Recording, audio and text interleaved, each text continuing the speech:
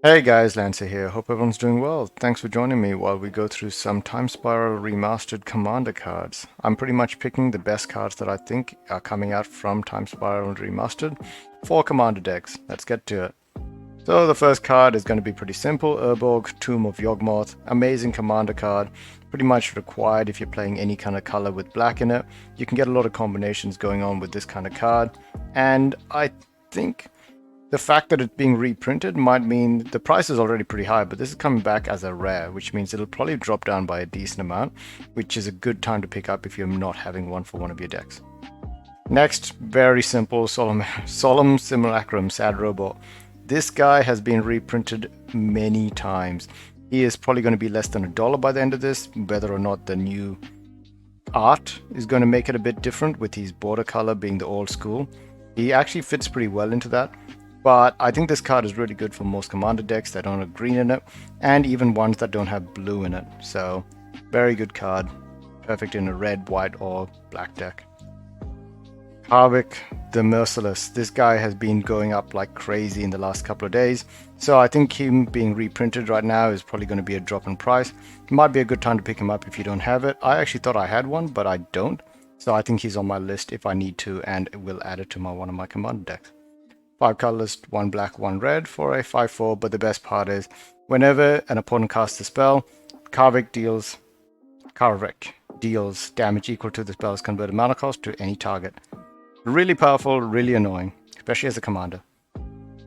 Vesuva, very, very good in commander. Land, whenever you may have Vesuva enter the battlefield tapped as a copy of any land on the battlefield. Guy's Cradle, Vesuva. Pretty much any land that you feel is broken, you can just make a copy of it on your side of the battlefield. Very good. I think it's actually good in almost any colored commander deck, as long as you have a way to get a land into your hand. That's the hard part. It's not a basic land, it's a land. You can just get the best land that's out there on the table right now. So, no bad feelings if you don't have the best one. Sliver Legion, many reasons why Sliver Queen's going up, other than the fact that she's on the reserve list. But this is now going to be one of them for sure. It's probably boosting up that price crazy amounts right now. Sliver Legion is always going to be wanted in a Sliver deck. And with so many Slivers being reprinted, you can expect this guy to probably stay at the price that he already is. I think it's a pretty expensive, like 120 or something crazy like that. We'll let us see. All of these lands are pretty much needed for a artifact commander deck, but the one I was thinking of was Breer. I think the one that lets you sacrifice artifacts and deal 4 damage if you need to, and other things as well. She comes in 4 colors, which means you can have 4 of these in that deck, which acts like an extra 4 artifacts for her to sacrifice. Perfect card. They were actually going up in price, so they're coming back as a rare actually. So they're not probably going to drop by as much as you think, but they are still good pickup if you're going to be looking for them. Cloud Key, making your enchantments, I think, creatures and artifacts or something cheaper. Good card, very, very useful. 3 mana to make them all cheaper. It actually was climbing up in price as well, coming back as a rare. Grey Merchant of Asphodel Gary. He's been printed a few times now, so he's not that expensive. But the fact that he's come back in the old bordered makes me want to double check and make sure that I have him in all the black decks that I want him to be in. He is hard to play in like a non-mono black deck, but outside of that, he's a very powerful card. Perfect for a zombie commander. Anyways, Slaughter Pact is 0 mana for instant. Destroy target non-black creature at the beginning of your next upkeep. Pay 2 colorless, 1 black. If you don't, you lose the game. This card is insane for commander. The 2 colorless, 1 black is a cost. But the fact that you can pay 0 to instantly disrupt someone when they're not expecting it is hard to pass up. It really is. It's a good card. It's coming back as a rare, which means the prices aren't probably going to drop as much as you think, but it's going to be valuable in a commander deck. Chromos Memorial. This card was climbing up. It's coming back as a mythic, so it's not going to drop that much, but I think it's still probably one of the better cards in this set for commander. Beast Within. Destroy target permanent. Its controller creates a 3/3 green beast creature token. All of these cards are amazing, especially if you have an interactive deck. I think with the new Command Zone episode, there's 2 colorless. They want you to or they mentioned that it's best to have 10 to 12 instant speed removals interactions. If that's the case, this should be in almost every green deck. This card is amazing, and it's going to stay amazing for a long time. It is come back as a rare, so the price drop is not going to be as much. Eternal Witness has come back as a rare as well, and this card is also a staple in most green decks. In fact, all green decks. There's no reason not to add it in a green deck. It's a creature which pretty much returns you back a card from your graveyard to your hand. So yeah, not much to say about that one. Farseek. This card was also climbing up, but it's been reprinted many times, and it lets you find a plains, island, swamp, or mountain card and put onto the battlefield tapped. The main keyword is it's not a basic, which means you can find some dual lands as well. So very amazing card. It's being reprinted, old style art, pretty good. It's come back as a rare. That might just be the old style art cards that's come back as a rare. I don't know what that rare means because there used to be commons, a lot of these, or uncommons. Beast Whisperer, 2, of course, green's getting all the screen time. 2 colors, 2 green for a 2/3. Whenever you cast a creature spell, draw a card. Amazing card for green. Pretty much a must-have in most green creature-heavy decks.